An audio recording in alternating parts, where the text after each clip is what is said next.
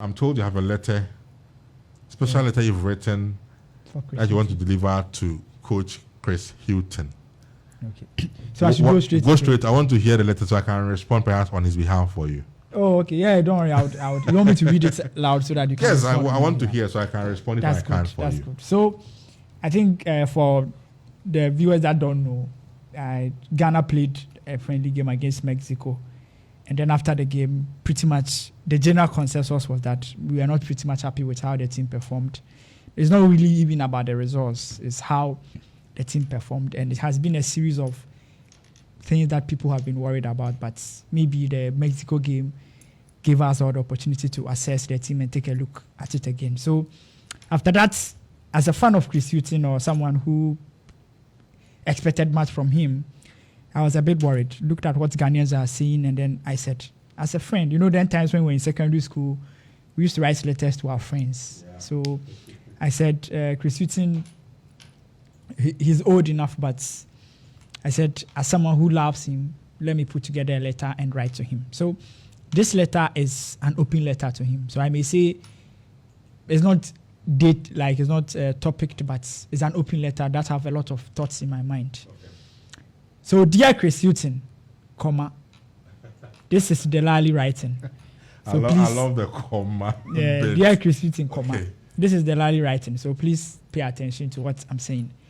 So Ben, first of all, how I judge a coach or how good a coach is, in my opinion, is based on three things. Okay. The first one is the coach system or his style of play. Okay. So I would say that the coach is a good coach based on how the coach team play or how the system he uses on match days, the system he uses when he's playing football, when the side is playing, how his team plays.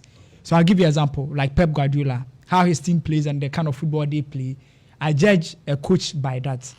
The second thing is how he develops players or how he or she develops players. So I look at a coach and I see, have you caused any improvement in any of the players that you have? So how your system, the players that you have around, how they developed in their areas, and then the results.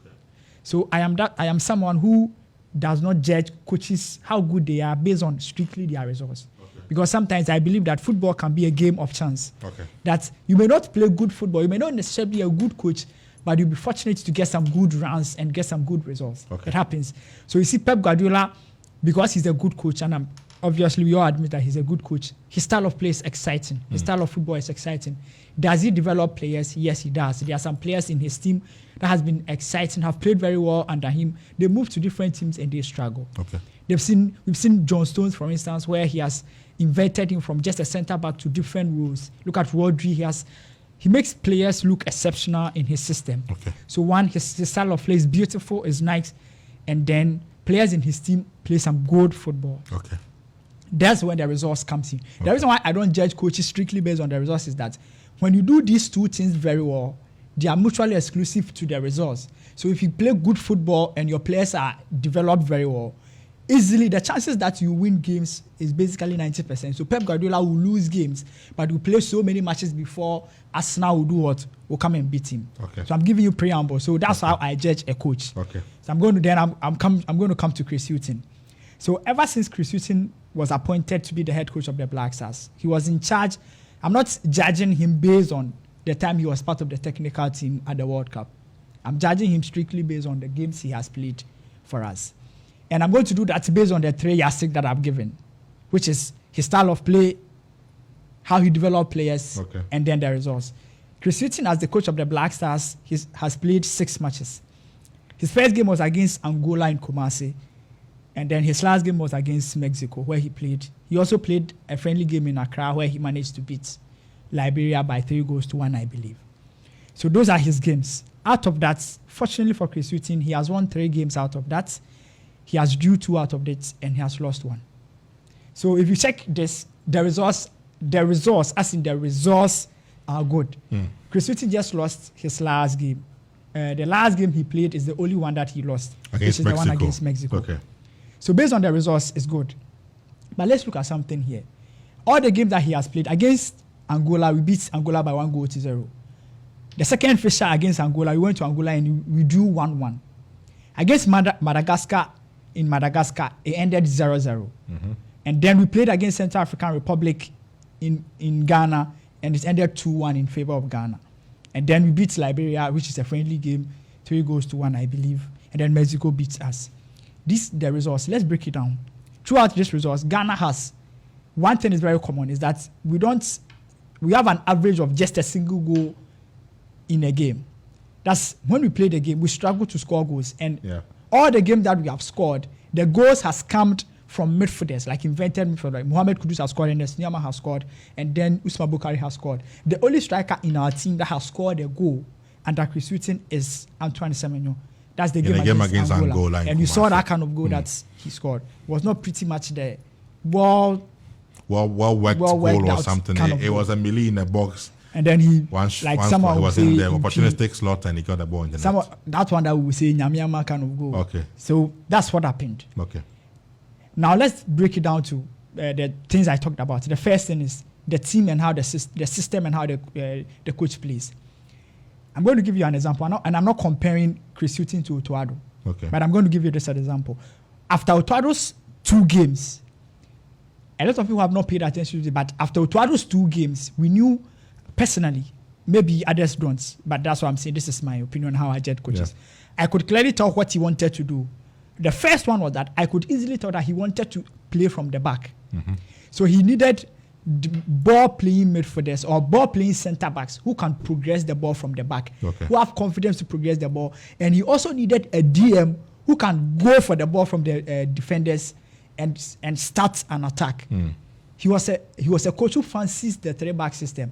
And that is why a lot of people don't pay attention to it, but Otuado is the reason why Baba Idrisu lost his position and Salis Abdul Samed Gate crashed into the team. Because there was no way Salis was going to the World Cup. Because Salis was never fancied into the national team because he's not your typical Ghanaian box-to-box defender, midfielder, who would boom, like then the free aqua kind of Wakaso kind of midfielders. Abdul Salis is not that kind of type. He's that kind of modern progressors who wins the ball and also have the ability to give a good and a decent pass. So remember that Otuado's first game, he played Baba Idrisu. That Baba Idrisu nearly gave a goal away. He received a back pass from I think the goalkeeper, lost it. I think it was against Nigeria lost the control, but not for VAR. The goal would have stood. So after that 2 games, we could clearly tell that the system that Chris Otuado wants to play, I should say, would not favor Baba Idrisu. It highlighted Baba Idrisu's weakness, which is his inability to progress the ball from the back. Quickly, Salis was introduced, or quickly there was a consensus call that we need to get a ball playing DM, who then became Salis. That's how Salis Gate crashed into the team and went all the way to the World Cup and started. Also, it is true that the call to get Mohamed Salisu became very high. You remember that the second game against Nigeria in Abuja, the second half, he shifted Gideon Mensah into the centre-back role and played a left centre-back, played him as left-footed centre-back. And another game he played in Kumasi, he did the same thing when Joseph Edu and the likes were there. He played Gideon Mensah there.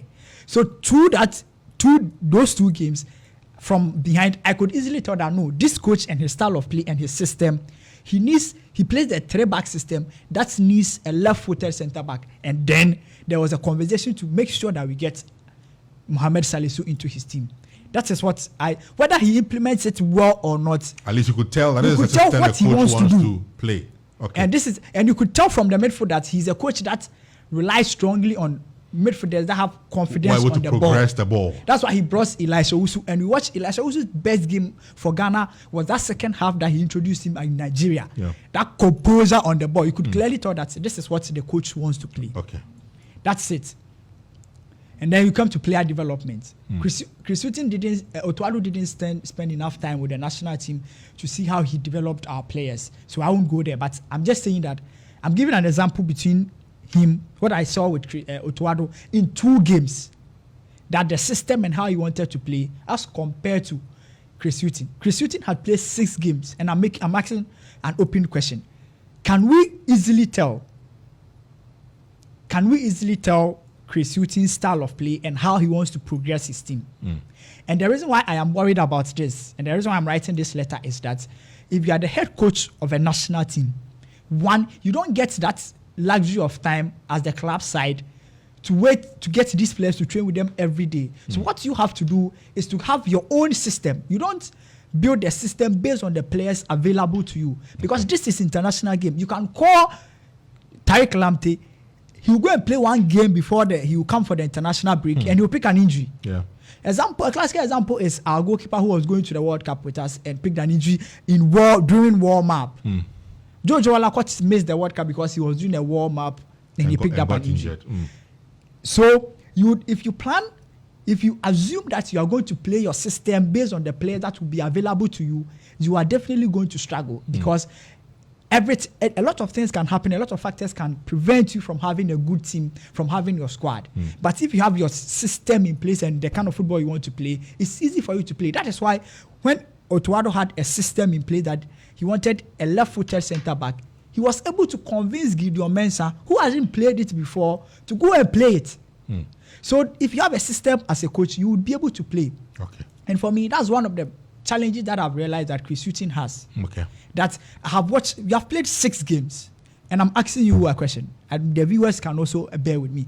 Can you easily tell the kind of system, the players, and the approach that our head coach really wants to play for the Black Stars? And others would say that he's still building a team. No, he isn't. At this point, he should go past building a team. Forget about the fact that he has been with forget about even the fact that he was with the team when Ghana played the World Cup. And look at the games he has been in charge of. He has been in charge of at least 2 international breaks. And 2 international breaks is enough for any national team coach to have a blueprint on your team. Okay. And I gave an example that Otuado used 2 games to let us know the kind of football he wanted to play. Whether he played it well or not, for me, different ball game he was able to let me know that if the Black Stars is going to play a football match, I know that this is how we will play. Okay. And as a result of that, it can also influence the kind of players you can bring in and how you want to play. Okay. But because we don't have a system, we always want to rely on the individual brilliance of these players. That is why we go and play a game against Mexico. Mexico marks out Mohamed Kudus, and quickly we struggle playing football. We go and play a game and Thomas Partey plays only first half. The second half that he's out of the game, nobody else walks into the team and is able to play. It's simply because the structure and the system isn't there. If there's a system, if you don't have a proper system that you want to play, it's easier for us and it's easier for any other player to walk into that same role and do the brilliant job. Chris Hughton will play a 4-back system, play 4 right backs, play wing backs, play right backs, go ahead, play midfielders, like midfield pairs that you don't basically really understand. And look at our game against Mexico, for instance. And I listened to him where he's talked about the centre backs. Most of the players were injured, so, and it's true, some of our players are injured, so he has to reshuffle it. What of the midfield? You play Thomas Partey and Elisha Owusu in a very competitive game like against Mexico. What prevented? Yes, we know that Partey will play only 45 minutes, which is fair. What prevented us from starting with our best players? What prevented us from easily going for Jordan Ayew, who, whether we like it or not, when he came on, basically became our best player on the pitch? So in a moment where we know that he is part of our best players and our high-performing players, why then don't we remain consistent and play him? Why then don't we remain consistent and play Inaki Williams at the front line? And I know that in our next game that we are going to play against USA, the starting 11 that we will play and perhaps the approach that we are going to use against USA will be completely different from the one that we used against Mexico. And that is my worry. That for the number of more than 5 games that we have played, it is a bit difficult for me that I'm writing this letter today to tell that, yes, Chris Hughton wants to do this with his team, and that is what I watch a football game and I'm able to tell. The one thing about the national team, and the reason why I'm motivated by this letter, and the reason I'm writing this letter is because Chris Hughton should understand one thing about Ghanaians. We are slow to react. we have a lot of things we want to say. They won't say it right now. If it backfires, the way they will come after him, he'll be surprised. Ghanaians, we are slow to react. We keep that thing in our ass. We can keep it in us for almost 1 year. The day we wake up in the morning and we want to voice it out, it is going to be a problem. So for me, this letter, I just want him to know that much to whom much is given, much is expected. Okay. Ghanaians have high hopes of him, but in the last 5 games, we have struggled to create chances and even score goals. Our strikers are struggling to find a proper pattern to be able to put the ball at the back of the net. The strength of Ghana's team is our forwards. We play against Mexico and we had more than 6 defensive-minded players on the pitch. With Ernest Niama, Inaki Williams, Jordan Ayew, players that are explosive in their club side on the bench. How do we want to approach football? For me, for him, he's an experienced coach in the English Premier League, highest football ever. Ghanaians are very slow to react. If things doesn't change, he quickly has to have his system. Let us know this is how he wants to play his football. And then the results would come. But if he continues like this, the day Ghanaians will react. Okay. Thank you very much. Delali Frank, I would take with his open letter to Coach Chris Hughton. I decided to be quiet on it because it was a special letter he was delivering, and so there was no point for me to come in. And you can also share your thoughts with us. It has to do with the Black Stars team. Your thoughts are welcome on the Black Stars team and how we fared in a game against Mexico. Your thoughts are welcome on that. You can join us